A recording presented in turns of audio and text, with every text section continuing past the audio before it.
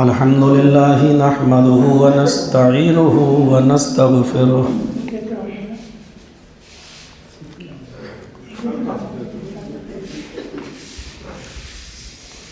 ونعوذ بالله من شرور أنفسنا ومن سيئات أعمالنا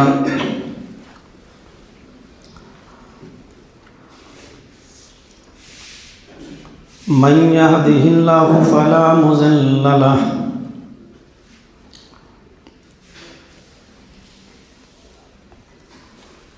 ومن يضلله فلا هادي له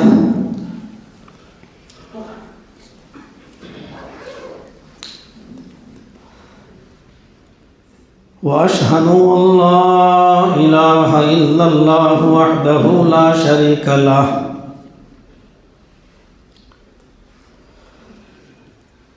وأشهد أن محمدًا عبده ورسوله أما بعد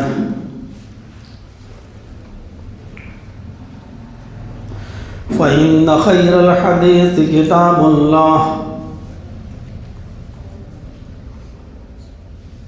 وخير الهدي هدي محمد صلى الله عليه وسلم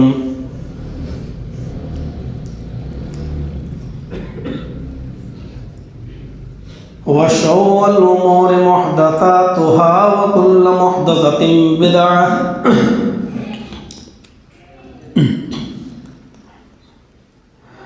وكل بدعة ضلالة وكل ضلالة في النار.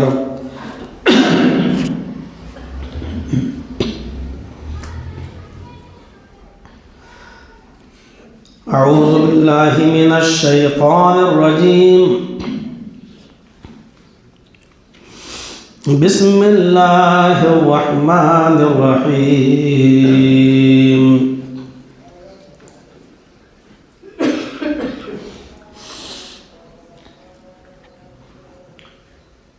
قد سمع الله قول التي تجادلك في زوجها وتشتكي إلى الله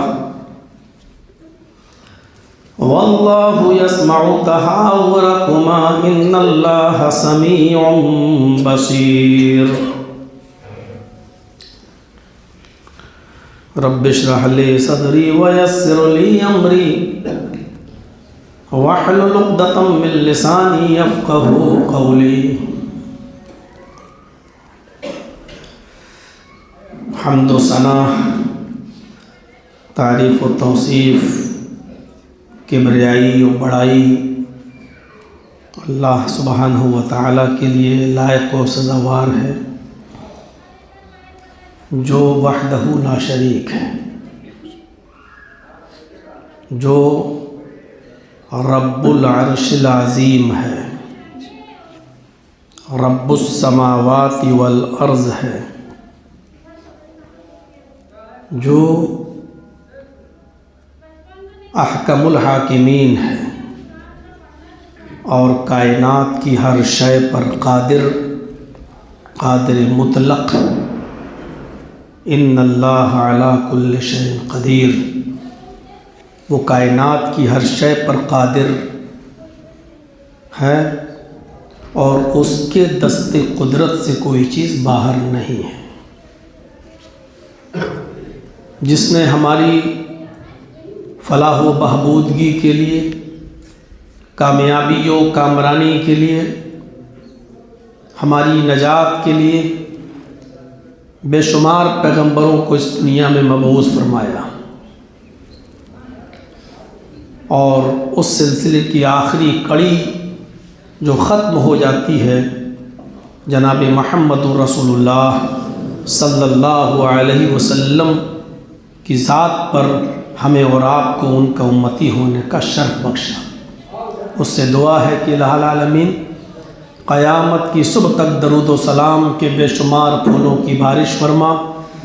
تمام پیغمبروں پر اور بالخصوص محمد عربی رحمت للعالمین سید ولد آدم محمد رسول اللہ صلی اللہ علیہ وسلم کی ذات گرامی پر اللہم صلی وسلم وبارک علیہ۔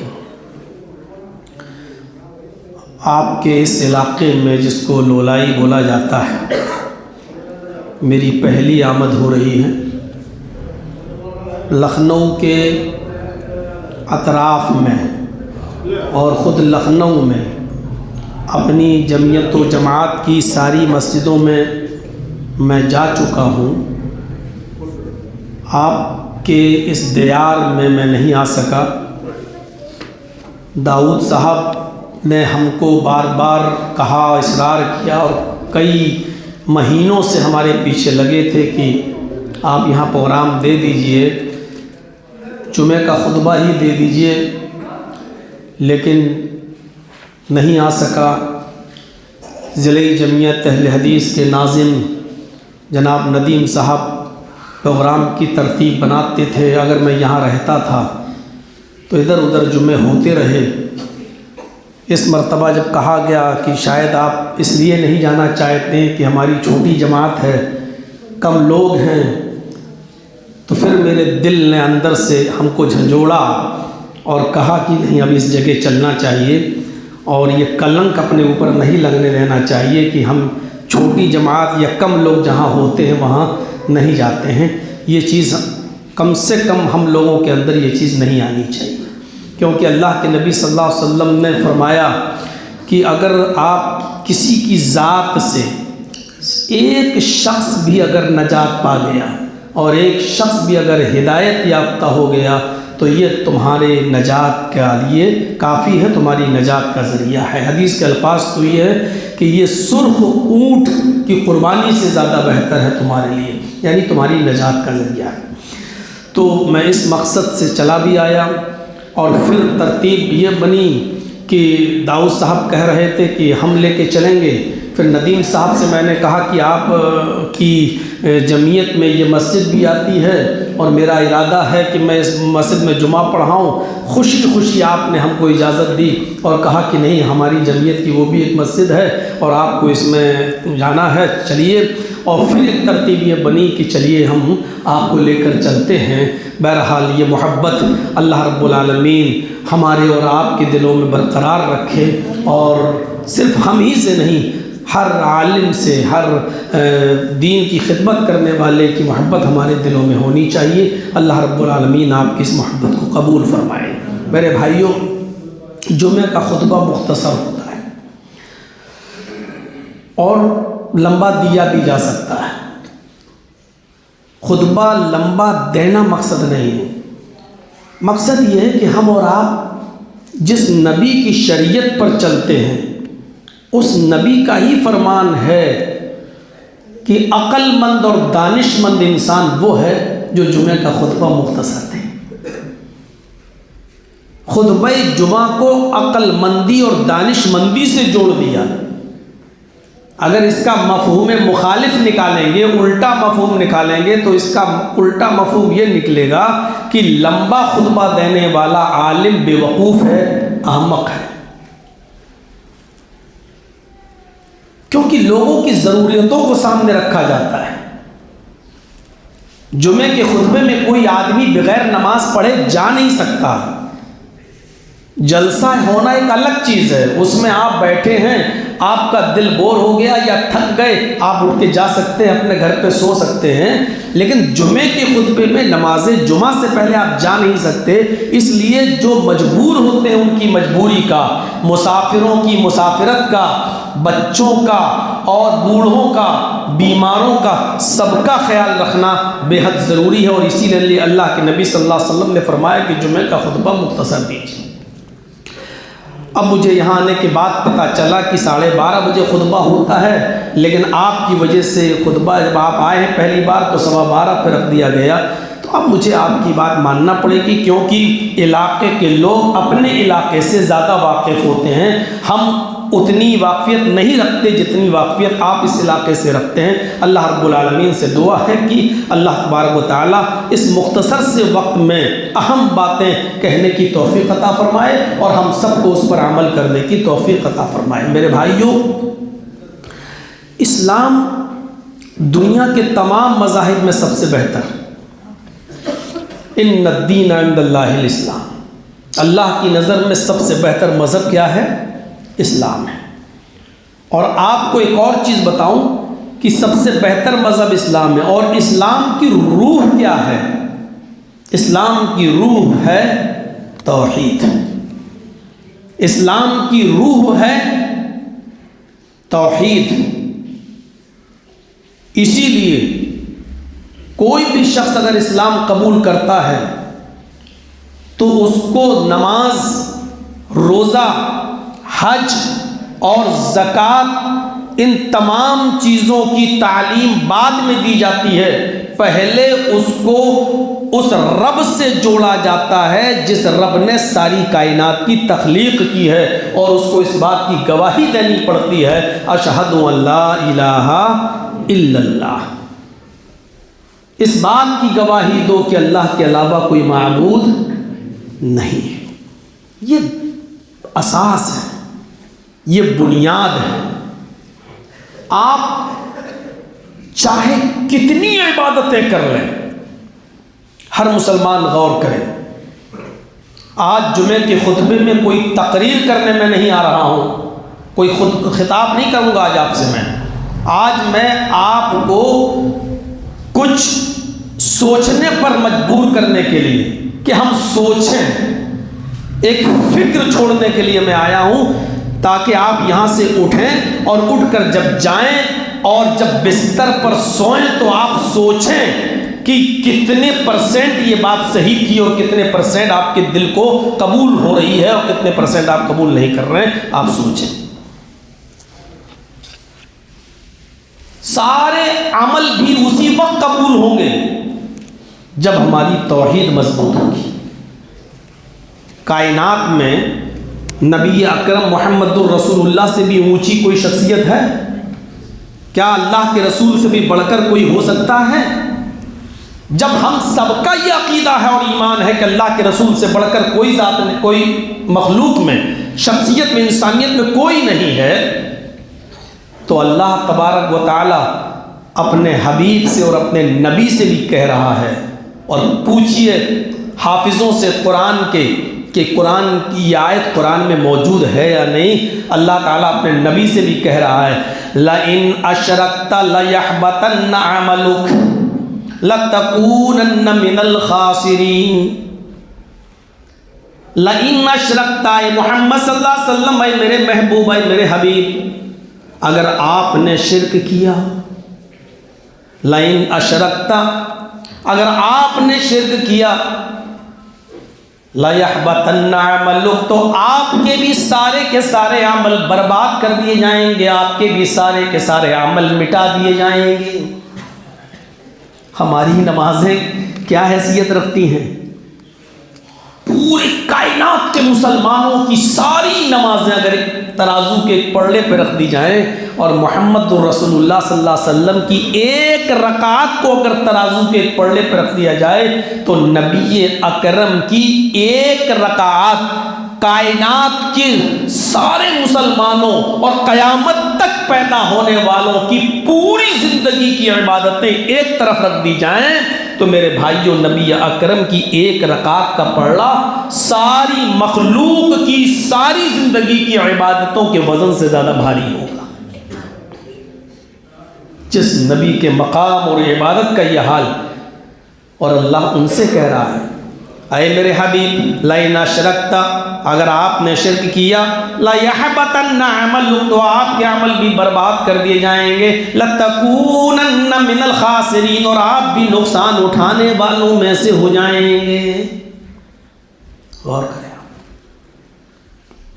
کیا چیز ہے توحید؟ میں نے قرآن کی جو سورہ مجادلہ کی آیت تلاوت کی ہے نا، یہ بہت بڑا نقطہ ہے توحید کا۔ میں نے کہا جمعے کا خطبہ مختصر ہوتا ہے تو پہلے ذرا اس پہ چلتا ہوں تاکہ ذہن میں آپ کے بٹھاؤں اور کچھ چیزیں آپ کے اوپر چھوڑ دوں کہ سوچئے گا۔ میری طرف سے اس پر کوئی پابندی نہیں ہے، آپ سوچئے گا۔ اللہ نے یہ جو فرمایا قد سمع اللہ قول التی تجادلک فی زوجہا، اللہ نے اس عورت کی گفتگو کو سن لیا جو آپ سے بحث کر رہی تھی، جو آپ سے تکرار کر رہی تھی. وَتَشْتَكِي إِلَى اللَّهِ، اور اللہ سے بھی فریاد کر رہی تھی، اللہ سے بھی اپنا شکوہ اللہ کے سامنے بھی پیش کر رہی تھی.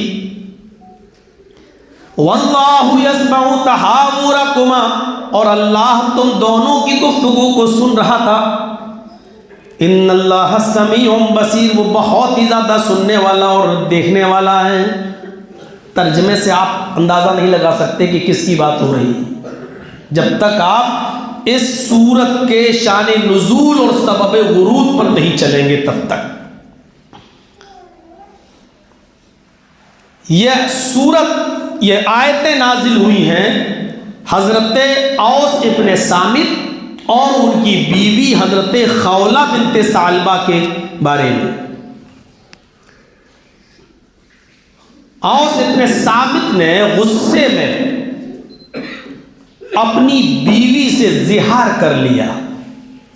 اب زہار بتانا پڑے گا. عرب کے اندر ایک دستور تھا،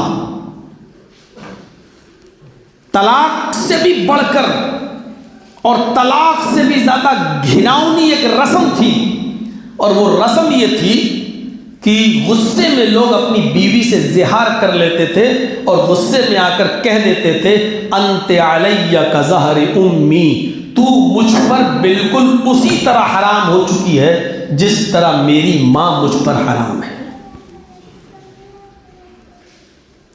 اوس ابن صامت نے بھی اپنی بیوی خولہ بنت ثعلبہ سے یہی جملہ بول دیا غصے میں آ کر. طلاق کی تو شکلیں ہو سکتی تھیں، ایک بار طلاق دی ہے، رجعی ہے تو رجوع کر لو، لیکن جب کوئی شخص اپنی بیوی سے زہار کر لیتا تھا تو اس سلسلے میں ابھی قرآن کے اندر کوئی حکم نازل نہیں ہوا تھا. اللہ نے زہار سے اپنی بیوی کو کیسے واپس لوٹایا جائے اس سلسلے میں کوئی رہنمائی نہیں فرمائی تھی، اور نبی اکرم صلی اللہ علیہ وسلم کے پاس بھی کوئی رہنمائی نہیں تھی. آپ نے بھی کچھ نہیں بتایا. جب غصہ ٹھنڈا ہوا اوس ابن صامت کا تو کہنے لگے خولہ یہ میں نے کیا کیا، یہ تو بہت غلط جملہ میں نے بول دیا. ادھر خولہ بنت ثعلبہ بھی کہتی ہیں کہ آئے اوس اب کیا ہوگا، جہاں تک پیار و محبت کی بات ہے وہ تو میں اپنے بچوں کو دے سکتی ہوں، لیکن کھلانے پلانے کی ذمہ داری تو مرد کی اوپر عائد ہے. اب میرے بچوں کا کیا ہوگا؟ اوس ابن صامت نے کہا کہ اے خولہ تم محمد رسول اللہ صلی اللہ علیہ وسلم کے پاس جاؤ اور ان سے کہو کہ اے اللہ کے رسول میرے شوہر نے مجھے طلاق نہیں دی، زہار کیا ہے، مجھے اپنے اوپر اپنی ماں کی طرح حرام کر لیا ہے. میرے اور میرے شوہر کے درمیان کوئی راستہ نکالیے. وہ رسول اللہ ہیں، اللہ کے پیغمبر ہیں، اللہ کے نبی ہیں، وہ ہمارے اور تمہارے درمیان میل ملاپ کا کوئی راستہ ضرور نکالیں گے، ہمیں اور آپ کو علیحدہ نہیں رہنے دیں گے. ہمارے نبی محمد رسول اللہ کے پاس کوئی راستہ ضرور ہوگا. انہوں نے اپنی بیوی خولہ بنت ثعلبہ کو اللہ کے رسول کے پاس بھیجا. تفسیر ابن کثیر پڑھیے. دروازے کو دستک دیتی ہیں، اما عائشہ نے دروازہ کھولا. پتہ یہ چلا کہ مسجد نبوی کے لگے ہوئے جس حجرے میں دروازہ لگا تھا اور حضرت عائشہ نے جو دروازہ کھولا، اس سے یہ پتہ چلتا ہے کہ وہ حضرت عائشہ کا حجرہ تھا. حضرت عائشہ نے کہا کہ مجھے اللہ کے نبی صلی اللہ علیہ وسلم سے ملنا ہے اور مجھے ان سے کوئی مسئلہ دریافت کرنا ہے. سلام کیا اور اندر داخل ہوتی ہیں. اندر جانے کی ان کی کوئی اجازت ملتی ہے؟ خولہ بنت ثعلبہ اللہ کے نبی سے بتا رہی ہیں کہ اے اللہ کے رسول، میرے شوہر نے مجھ سے زہار کر لیا، غصے میں آ کر مجھے اپنے اوپر حرام قرار دے دیا، اپنی ماں کی پیٹھ کی طرح مجھے بتا دیا، جیسے ماں کی پیٹھ ماں ہم پر حرام ہے اسی طرح تو بھی حرام ہو چکی ہے۔ اے اللہ کے رسول، پیار و محبت تو میں اپنے بچوں کو دے سکتی ہوں، لیکن کھلانے و پلانے کی ذمہ داری تو شوہر کے اوپر عائد ہوتی ہے۔ میں کیسے معاملہ حل ہوگا؟ ہمارے اور ہمارے شوہر کے درمیان کوئی راستہ نکالیے۔ شروع میں بتا چکا ہوں، چونکہ ابھی کوئی احکام نازل نہیں ہوئے تھے، قرآن میں اللہ نے کوئی احکام نازل نہیں کیے تھے، اور اللہ کے نبی نے بھی کوئی رہنمائی نہیں فرمائی تھی۔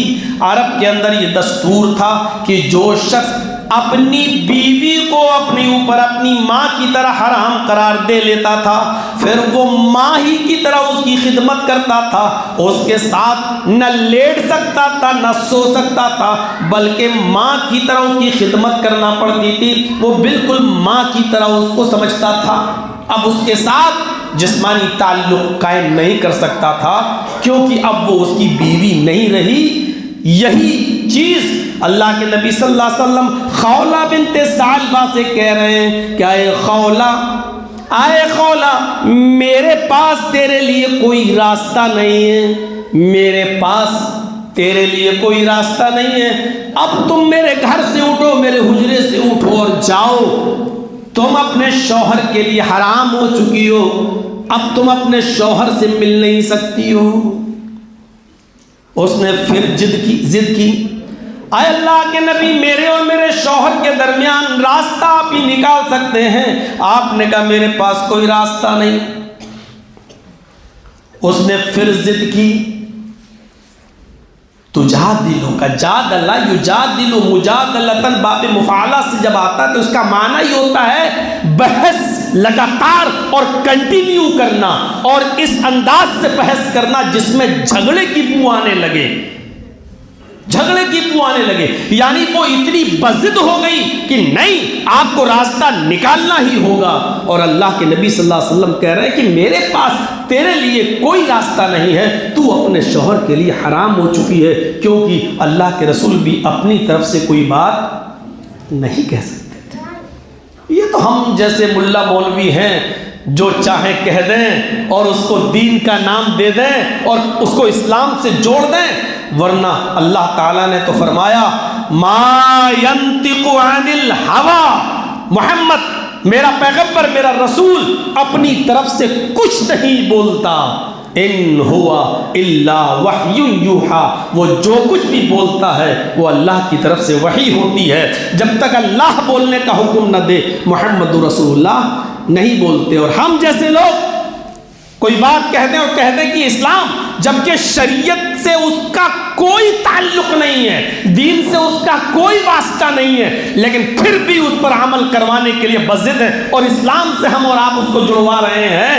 اللہ نے کہا وَلَوْ تَقَوَّلَ عَلَيْنَا بَعْدَ الْأَقَاوِيلِ، اگر اپنی طرف سے گڑ کے اپنی طرف سے کوئی بات محمد رسول اللہ بھی اگر تمہیں بتا دے، ہم نے ان کو بولنے کے لیے نہ کہا اور اپنی مرضی سے وہ بول دے، ہم نے ان کو کہنے کے لیے نہیں کہا اور وہ اپنی مرضی سے تم سے کہہ دے، لَأَخَذْنَاهُ بِالْيَمِينِ، تو ہم اس کا بھی داہنا ہاتھ پکڑ لیں گے۔ لَأَخَذْنَاهُ بِالْيَمِينِ، تو ہم اس کا بھی داہنا ہاتھ پکڑ لیں گے۔ ثم لقطعنا منه الوتين، اور پھر ہم اس رسول کی اس نبی کی بھی رگے دل رگے جان کاٹ ڈالیں گے، ہم اس نبی کی گردن پر کو بھی کاٹ ڈالیں گے، یعنی اس کی گردن پر بھی چھری چلا دیں گے، اس کو بھی قتل کر دیں گے۔ فما منکم من احد عنہ حاجزین، پھر مجھے محمد رسول اللہ کو قتل کرنے سے دنیا کی کون سی طاقت روک سکتی ہے؟ فما منکم من احد حاجزین، پھر کون ہے جو مجھے میرے کام میں رکاوٹ بنے، کون ہے جو مجھے روکے؟ غور کرو، اگر رسول اپنی طرف سے کچھ دے تو اللہ کہہ رہا ہے کہ ہم اس کا بھی داہنا ہاتھ پکڑ لیں اور اس کی بھی گردن کاٹ ڈالیں۔ جو لوگ اپنی طرف سے شریعت میں وہ چیز ہے ہی نہیں اور شریعت کا نام لے لے کر رہے ہیں اور کروا رہے ہیں، وہ ذرا سوچیں کہ ان کا انجام کیا ہوگا، وہ ذرا سوچیں کہ وہ کتنی بڑی جسارت اور کتنے بڑے دل کا گردے کا کام کر رہے ہیں کہ جو دین کا حصہ نہیں ہے اس کو دین سمجھ کے کر رہے ہیں اور اس پر ثواب بتلا رہے ہیں۔ سوچنے کی والی بات، میں نے کہا نا میں ایک فکر دے کر جا رہا ہوں، سوچئے کہ یہ چیز دین کا حصہ ہے ہی نہیں اور وہ دین کہہ کر کروایا جا رہا ہے وہ کام۔ اسی لیے اللہ تعالیٰ کو اپنے نبی پر اتنا بھروسہ تھا کہ میرا نبی جب اپنی طرف سے کچھ دے ہی نہیں سکتا تو اسی لیے کہہ دیا ما آتاکم الرسول فخذوہ، محمد الرسول اللہ تمہیں جو دے وہ لے لو، جو دے وہ لے لو۔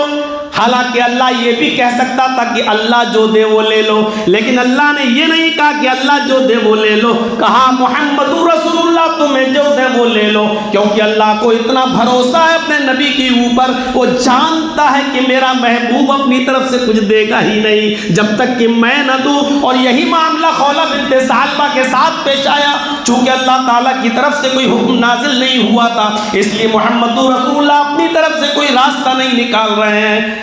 آپ نے کہا جاؤ اے خولہ بحث مت کرو، جاؤ تمہارے لیے میرے پاس کوئی راستہ نہیں ہے۔ جب بحث و تکرار ختم ہوئی اور خولہ نا امید ہو کر وہاں سے اٹھتی ہے، اب حدیث کے الفاظ پر غور کرو، وہ جیسی نبی اکرم صلی اللہ علیہ وسلم کے پاس سے اٹھتی ہے، دروازہ کھولتی ہے، جیسی وہ دروازہ کھولتی ہے مسجد نبوی سٹی ہوئی ہے، حجرہ عائشہ سے جب نکلتی ہے تو مسجد نبوی میں داخل ہو جاتی ہے، وضو بناتی ہے اور 2 رکعت نفل نماز پڑھتی ہے، 2 رکعت نفل ادا کرتی ہے اور 2 رکعت نفل پڑھنے کے بعد رفع یدیہا الی السماء، وہ اپنے دونوں ہاتھوں کو آسمان کی طرف اٹھا لیتی ہے اور اللہ سے دعا کر رہی ہے، اللہ سے فریاد کر رہی ہے کہ اے اللہ میرے اور میرے شوہر کے درمیان کوئی راستہ نکال، تیرے نبی کا راستہ تو بند ہو گیا ہے، تیرے نبی کی چوکھٹ تو بند ہو گئی ہے لیکن تیری چوکھٹ تو کھلی ہے۔ غور کرو، جاؤ، اس کے بعد کچھ نہیں بولوں گا، سوچو کیا کہہ رہی ہے، تیرے نبی کی چوکھٹ تو بند ہو گئی ہے لیکن تیری چوکھٹ تو بند نہیں ہوئی ہے، تیرے نبی کے پاس تو کوئی راستہ نہیں ہے لیکن تیرے پاس تو راستہ ہے، اے اللہ اگر تو بھی راستہ نہیں نکالے گا تو میں کہاں جاؤں گی۔ غور کرو، سوئیے گا لحاف یا کمبل اوڑھ کر تو صرف سوچئے گا اس عورت نے کیا کہا ہے، اور اس میں آج پھر اس سوسائٹی پر نظر ڈالیے گا اور اس سماج کے اوپر بھی ذرا نظر ڈالیے گا کہ ہم کیا کر رہے ہیں۔ ہم تو رب کی چوکھٹ ہی کو چھوڑ کر کہیں اور جا رہے ہیں، اور یہاں وہ کہہ رہی ہے کہ آئے اللہ تیرے نبی کی چوکھٹ بند ہو گئی تو کیا ہوا، تیری چوکھٹ تو کھلی ہے۔ اللہ نے اس کی دعا کو اسی وقت قبول کیا۔ اب جو چیز بتانے کی وہ سنو، ادھر جبرائیل کو بھیجا، ادھر ہاتھ اس عورت کے گرے نہیں، ادھر جبرائیل حضرت محمد رسول اللہ کے پاس یہ آیت لے کر آ جاتے ہیں۔ آیت سنیے، قد سمع اللہ قول التی تجادلک فی زوجہا وتشتکی الی اللہ، اللہ نے اس عورت کی گفتگو کو سن لیا۔ سوچیے اے محمد صلی اللہ علیہ وسلم، اللہ نے اس عورت کی گفتگو کو سن لیا، کیا زبردست بات کہی ہے۔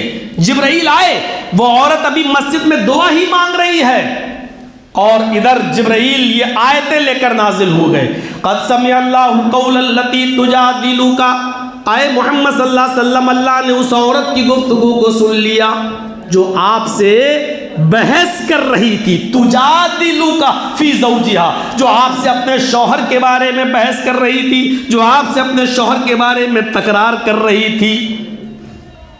وتشتکی الی اللہ، اور جو اللہ سے بھی فریاد کرتی جا رہی ہے مسجد میں۔ ان دونوں چیزوں کو دیکھیے، ابھی اللہ کے نبی کو پتہ ہی نہیں کہ وہ عورت مسجد میں ہے، ابھی اللہ کے رسول کو علم ہی نہیں کہ وہ عورت مسجد میں ہے اور اللہ کو پکار رہی ہے، یہ تو جبرائیل نے بتایا۔ وَتَشْتَكِي إِلَى اللَّهِ، آپ سے بھی بحث کر رہی تھی اور اللہ سے بھی فریاد کر رہی ہے، اللہ سے بھی دعا مانگ رہی ہے، اللہ سے بھی راستہ نکالنے کی امید کر رہی ہے کہ میرا رب میرا راز میرے لیے راستہ نکالے گا۔ اس کے آگے وَاللَّهُ يَسْمَعُ تَحَاوُرَكُمَا، اللہ تم دونوں کی گفتگو کو سن رہا تھا، یعنی جب حجرے میں آئی تھی وہ عورت اور آپ سے بحث کر رہی تھی تو اللہ تم دونوں کی گفتگو کو سن رہا تھا۔ حجرہ بہت چھوٹا تھا، بہت چھوٹا۔ حضرت عائشہ فرماتی ہیں، ادھر ذرا توجہ دیجیے گا، یہ سب کام پہلے ہونا چاہیے تھا۔ جمعے کے خطبے میں اٹھنا، جمعے کے خطبے میں ایک دوسرے کو لانگنا، جمعے کے خطبے میں گفتگو کرنا، جمعے کے خطبے میں پیچھے سے صفحے چیرتے ہوئے آگے بیٹھنا، یہ سب ناجائز عمل ہے اور پورے خطبے جمعے کا ثواب سے وہ آدمی محروم ہو جاتا ہے۔ جب آپ کو معلوم تھا کہ ہم کس کو بلا رہے ہیں، آپ کو معلوم تھا کہ لوگ زیادہ آئیں گے، تو یہ سب کام پہلے سے ہونا چاہیے تھا۔ اب آپ کر رہے ہیں تو یہ جمعے کے خطبے کو ڈسٹرب کرنا اور عبادت میں دخل کرنا دینا ہے۔ تو میرے پیارے ساتھیوں سنیے، تو قد سمع حضرت عائشہ کیا کہتی ہیں؟ حجرہ بہت چھوٹا تھا، اتنا چھوٹا تھا کہ حضرت عائشہ کہتی ہیں وَأَنَا فِي نَاحِيَةِ بَيْتِي، میں اپنے گھر کے کونے میں بیٹھی ہوئی تھی۔ حجرہ بھائی 9 بیویوں کے حجرے ہوں تو سوچئے کہ حجرے میں کتنی جگہ ہوگی، اور حضرت عائشہ کے حجرے میں خولہ بنت ثعلبہ بھی ہیں اور اللہ کے رسول بھی ہیں، وہ دونوں گفتگو کر رہے ہیں اور حضرت عائشہ کہہ رہی ہیں میں گھر کے کونے میں بیٹھی ہوئی تھی، مشکل سے 1-2 گز یا 3 گز کی دوری پر، 1 گز 2 گز 3 گز کی دوری پر میں بیٹھی ہوئی تھی۔ وَأَنَا فِي بَيْتِ نَاحِيَةِ لَمْ اسمع کلامہما، جب خولہ اور اللہ کے رسول گفتگو کر رہے تھے تو میں ان دونوں کی گفتگو کو نہیں سن پا رہی تھی۔ کتنے قریب یہ مصلی بچھا ہوا ہے، یہاں اللہ کے رسول اور خولہ بنت ثعلبہ باتیں کر رہی ہیں اور یہاں میں بیٹھا ہوا ہوں، یہاں حضرت عائشہ کہہ رہی ہیں کہ میں گھر کے کونے میں موجود تھی، وہ دونوں کیا گفتگو کر رہے تھے، لم اسمع، میں نہیں سن پا رہی تھی ان دونوں کی گفتگو کو۔ واللہ یسمع تحاورکما، لیکن اللہ تم دونوں کی گفتگو کو سن رہا تھا۔ یہی توحید ہے، یہ ماننا پڑے گا کہ اللہ رب العالمین کی قوت سماعت کیا ہے، یہ ماننا پڑے گا کہ اس کے سننے کی طاقت کیا ہے۔ ایک دوسرے نظریے سے دیکھیے، یہ پہلا آسمان جو ہے نا وہ بہت نزدیک نہیں ہے جتنا ہم اور آپ سمجھتے ہیں۔ اس آسمان کے نیچے ایک ایسی کہکشاں ہے، اس پہلے آسمان کے نیچے ایک ایسی کہکشاں ہے جس کہکشاں کی روشنی کو زمین پر آنے میں 3 ارب سال لگتے ہیں۔ غور کیجئے گا، اس روشنی کو زمین پر آنے میں 3 ارب سال لگتے ہیں۔ اس کے اوپر ایک اور کہکشاں ہے، اس کہکشاں کی روشنی کو زمین پر آنے میں 10 ارب سال لگتے ہیں۔ اور 10 ارب سال کب لگتے ہیں؟ جب وہ روشنی 1 سیکنڈ میں 3 لاکھ میل کی دوری طے کرتی ہے، تب 1 سیکنڈ میں، 1 گھنٹے میں نہیں، 1 سیکنڈ میں 3 ارب میل کی دوری طے کرتی ہے، تب اس روشنی کو زمین پر آنے میں کتنے سال لگتے ہیں؟ 10 ارب سال۔ اور سائنٹسٹ کہتے ہیں کہ کچھ کہکشائیں ایسی ہیں جن کی روشنی 20 ارب سال ہو چکے ہیں وہاں سے چلی ہوئی، لیکن ابھی تک وہ زمین پر نہیں پہنچی ہے۔ آپ اندازہ لگا سکتے ہیں، ابھی پہلا آسمان نہیں آیا۔ کچھ کہکشائیں ایسی ہیں کہ جن کی روشنی 20 ارب سال پہلے سے چل چکی ہے، لیکن ابھی تک وہ زمین پر نہیں پہنچی۔ اس کے اوپر اور بہت اوپر پہلا آسمان، پھر ایک آسمان سے دوسرے آسمان کی دوری 500 سال کی، 500 سال اور وہ بھی یہی مسافت 1 سیکنڈ میں 3 ارب میل کے رفتار سے چلنے والا راکٹ، پھر دوسرے آسمان سے تیسرے آسمان کی یہی دوری، پھر تیسرے سے چوتھے آسمان کی یہی دوری، پھر چوتھے آسمان سے 5ویں آسمان کی یہی دوری، پھر 5ویں آسمان سے 6ٹھے آسمان کی یہی دوری، اور 6ٹھے آسمان سے 7ویں آسمان کی یہی دوری، یعنی ہر آسمان سے دوسرے آسمان کی دوری 500 سال کی، اور پھر اس ایک آسمان کے اس کونے سے لے کر اس کی موٹائی چوڑائی اس کے دوسرے کونے تک جانے کی مسافت، اس کی کثافت اور حجامت 500 سال کی۔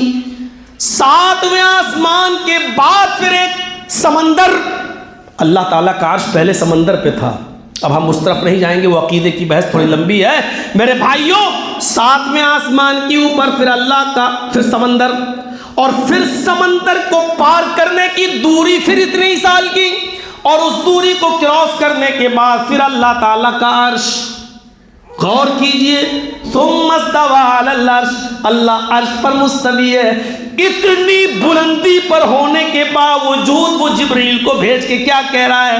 واللہ یسمع تحاورکما، اللہ تم دونوں کی گفتگو کو سن رہا تھا۔ جس گفتگو کو بغل میں بیٹھی ہوئی حضرت عائشہ نہیں سن پا رہی ہیں، حضرت عائشہ سماعت نہیں فرما رہی ہیں، نہیں فرما پا رہی ہیں، اللہ ان دونوں کی گفتگو کو سن رہا تھا۔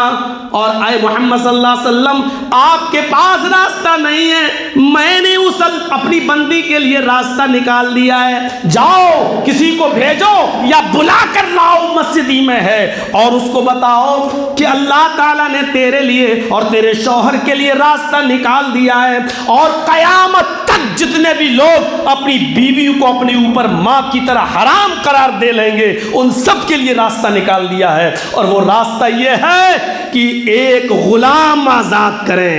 ایک غلام، جب تک غلام آزاد نہیں کریں گے بیوی حلال نہیں ہوگی، اور اگر غلام آزاد کرنے کی طاقت نہیں ہے تو 60 روزے رکھیں مسلسل، کنٹینیو کی شرط ہے، ریگولر، پے در پہ، چھوڑنا نہیں ہے، بیچ میں بیمار ہو جائیں، کوئی عذر شرعی ہو تو الگ بات ہے، ورنہ صحت و تندرستی کی حالت میں ایک بھی روزہ بیچ میں چھوڑنا نہیں ہے۔ اگر 50 روزے رکھ لیے اور ایک چھوڑ دیا، سستالے 10 ہی تو رہ گئے، بعد میں رکھ لیں گے تو آپ کے 50 بیکار، پھر سے 60 رکھیے ایک سے لے کر۔ تو میرے بھائیوں 60 روزے یہ رکھیے، اور اگر اس کی بھی طاقت نہیں ہے تو 60 مسکینوں کو کھانا کھلائیں قبل ان یتماسا، اپنی بیوی کو چھونے سے پہلے۔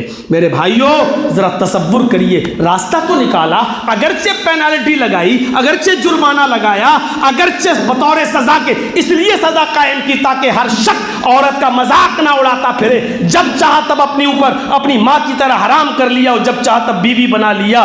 یہ جہالت، یہ رسم کو توڑنے کے لیے پینالٹی لگائی گئی۔ تو میرے پیارے ساتھیوں، اللہ کی ذات وہ ہے کہ حضرت عائشہ بغل کی گفتگو نہ سن سکیں، اللہ اتنی بلندی سے گفتگو کو سن رہا ہے اور راستہ نکال رہا ہے۔ تو میرے بھائیوں، کوئی نہ سن سکے، اللہ سنے، تو ہمیں اللہ سے مانگنا چاہیے۔ عبادت کتنی کر لیجیے، کتنے بھی جلسے جلوس سب کچھ کر لو، اور معاف کریے گا کتنا بھی کہتے رہو محمد رسول اللہ، محبت رسول، حب رسول، کچھ بھی معاف کیجئے گا، اگر توحید نہیں ہے تو محبت رسول بیکار، کیونکہ ابو لہب کو کم محبت نہیں تھی محمد رسول اللہ سے۔ ارے جب اللہ کے نبی آمنہ کے بطن سے باہر آئے، پیدا ہوئے، تو سب سے زیادہ خوشی تو ابو لہب ہی کو ہوئی تھی۔ اس نے اپنی نئی چادر اپنی لونڈی صعیبہ یا صوبیہ کے جسم پر ڈال دی تھی اور کہا تھا، لو تم نے آج مجھے میرے بھتیجے کی پیدائش کی خبر سنائی ہے۔ اب صعیبہ کے اوپر ڈال دی وہ چادر اور مارے خوشی میں کہا، آج تو نے مجھے اتنی بڑی خوشی سنائی ہے کہ جا، میں نے تجھے آزاد کر دیا، اب تو میری خادمہ نہیں رہی، لونڈی نہیں رہی، مرضی ہے تو جہاں چاہے جا، میں نے تجھے آزاد کر دیا۔ غور کرو، محمد رسول اللہ کی پیدائش پر کتنی خوشی کا اظہار کیا تھا ابو لہب نے، لیکن کیا ملا؟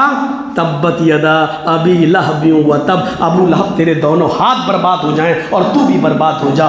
محبت کام نہیں آئی، وہ رسول سے محبت کرتا تھا لیکن رسول جو توحید کو لائے اس توحید کو نہیں مانتا تھا، اس لیے اس کی محبت کوئی کام نہیں آئی۔ ابو طالب کو کتنی محبت تھی اللہ کے رسول سے، کہا تھا اللہ کے نبی نے یہ کافرین مکہ اگر سورج اکھاڑ کے لائیں میرے داہنے ہاتھ پہ رکھ دیں، چاند لے کے آئیں میرے بائیں ہاتھ پہ رکھ دیں، اے چچا پھر بھی میں دین حق سے، دین توحید سے باز نہیں آؤں گا۔ تو آنکھوں میں آنسو آ گئے تھے ابو طالب کے، اور کہا بھتیجے جاؤ، دیکھتا ہوں کون تیری اوپر آنکھ اٹھا کر دیکھتا ہے، جب تک میری سانس میں سانس ہے اور زندگی کی آخری سانس بھی باقی ہے تب تک میں تیری حفاظت کروں گا، تجھے دشمنوں سے بچاؤں گا، تجھے جو حکم دیا گیا تو کام کر، میں دیکھتا ہوں کہ کون میرے زندگی میں تجھے ایک کھروچ بھی آتی ہے، تجھے دیکھتا ہوں میں۔ تو میرے بھائیوں اتنی مدد کرتے تھے وہ ابو طالب محمد رسول اللہ کی، یہاں تک کہ اللہ کے رسول نے آخری وقت یہ کہا تھا چچا سب کے سامنے نہیں میرے کان میں کہہ دیجئے قل لا الہ الا اللہ فی اذنی، اے چچا جان صرف میرے کان میں کہہ دیجئے، سب کے سامنے مت کہیے، آپ کو شرم لگ رہی ہے، لوگ کچھ کہیں گے شرم، میرے کان میں کہہ دیجئے، اللہ سے میں سفارش کروا دوں گا، اللہ تعالیٰ سے کہوں گا کہ میرے لیے سب کچھ قربان کیا تھا میرے چچا نے، میں اللہ سے بخشوا لوں گا انشاءاللہ، مجھے اللہ کی ذات پر امید ہے، میرے کان میں کہہ دیجئے۔ لیکن ابو طالب نے کہا نہیں میرے بھتیجے، میں اسی دین پر مرنا چاہتا ہوں جس دھرم پر، جس دین پر میرے باپ میرے دادا مرے تھے، آخری وقت میں تانے نہیں سننا چاہتا ہوں، اور کلمہ نصیب نہیں ہوا۔ میرے بھائیوں کیا ملی؟ جہنم۔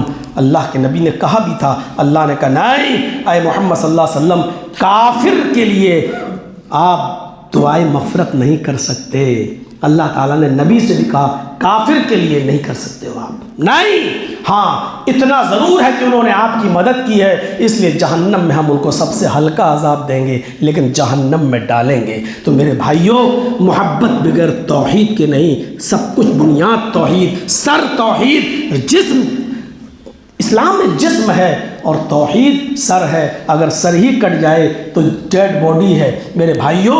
اس لیے ہم اللہ سے دعا کرتے ہیں کہ اللہ رب العالمین ہمیں توحید پر قائم رکھے، ہمیں اور آپ کو توحید پر چلنے کی توفیق عطا فرمائے۔ حضرت خولہ بنت ثعلبہ اور اوس ابن صامت کے اس واقعے سے ہمیں اللہ اپنی توحید کو مضبوط کرنے کی توفیق عطا فرما۔ الہ العالمین ہماری دعا ہے جب تک تو ہمیں زندہ رکھ، اسلام پر اور توحید پر زندہ رکھنا، اور جب ہمارا خاتمہ ہو تو ایمان پر ہمارا خاتمہ فرمانا۔ وما علینا الا البلاغ المبین، وآخر دعوانا ان الحمد للہ رب العالمین۔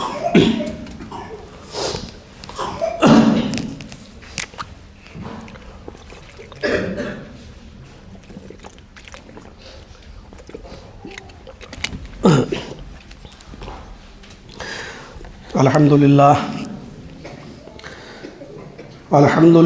نحمده ونستعینه ونستغفره ونعوذ باللہ من شرور انفسنا ومن سیئات اعمالنا،